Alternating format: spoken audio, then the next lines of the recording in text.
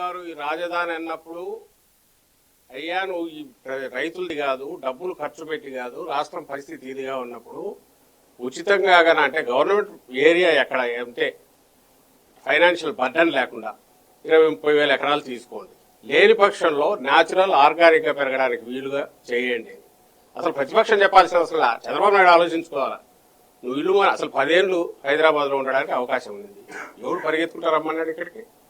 10 yearsలో natural growth ఉండేదిగా. హైదరాబాద్లోనే ఉండి డెవలప్ అవుతూ నార్మల్ డెవలప్మెంట్ జరిగితే instead of wasting thousands of crores or ఇప్పుడు లక్షల కోట్లు దీనిలో బదులు ఎక్కడ కరెక్ట్ ఇది గ్రోత్ ఎక్కడ జరుగుతుందో దాని ప్రకారం న్యాచురల్ దీనికి వచ్చిండొచ్చు. 10 ఏళ్ళు హైదరాబాద్ చేసినట్టుగా నువ్వు చేసిన తప్పుడు పనికి ఆ ఓటుకు కోట్ల కోసం అడ్డంగా దొరికి ఇప్పుడున్న ముఖ్యమంత్రి రేవంత్ రెడ్డి క్యాష్ బ్యాక్ తీసుకెళ్లి ఆ రోజు అక్కడ ఇస్తూ దొరికిపోతే వాళ్ళు కేసు పెడితే రాత్రి సర్దుకొని వచ్చి ఇక్కడికి వచ్చేసి అంతే హడావుడిగా మూడు చోట్ల అటు ఇటుని ఆఖరికి తెచ్చి నో మ్యాన్స్ ల్యాండ్ లాగా ఎవరు లేని చోట ఇక్కడ పోయి దించారు. ఆ రోజు పెట్టిండొచ్చు కాదల్లా.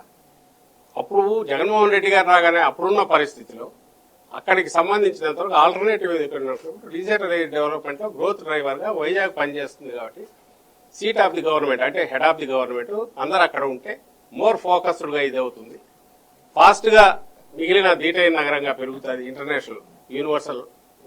ఇంటర్నేషనల్గా కూడా గ్లోబల్ సిటీగా డెవలప్ కావడానికి వైజాగ్ ఉన్న దీనివల్ల అనేది ప్లాన్ చేసి నువ్వు కూడా అదే చేస్తున్నావు. ఈరోజు నువ్వు పేరు అమరావతిని ఇంత చెప్పి అమరావతి దగ్గర నీ డ్రైన్ అవుట్ కావడానికి ప్రజల సొమ్ము ఖర్చు పెడుతున్నావు తప్ప, లేదా అసలు ఏదో ల్యాబొరేటరీలో ఉండాల్సిన క్వాంటమ్ థియరీలు ఇట్లాంటివి చెప్తున్నావు తప్ప రియల్ ఇదంతా కూడా మళ్ళీ వైజాగ్లో చేస్తున్నావా?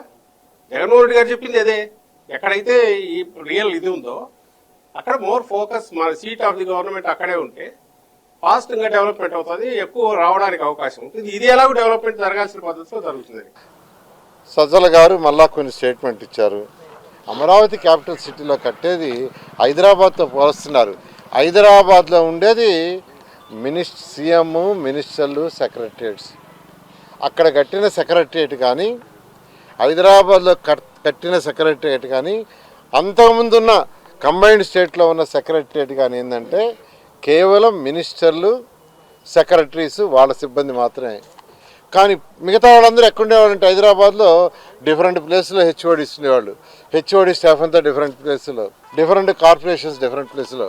కానీ అమరావతిలో కట్టే యొక్క సెక్రటరియట్లో కేవలం మినిస్టర్లు, సెక్రటరియట్ కాదు, వాళ్ళ కింద ఉండే కమిషనర్లు, డైరెక్టర్లు, వాళ్ళ కింద ఉండే స్టాఫ్, డిఫరెంట్ కార్పొరేషన్స్ మొత్తం ఒకే ప్లేస్కి తీసుకొస్తే ప్రజలకి పరిపాలన సులభంగా ఉంటుంది.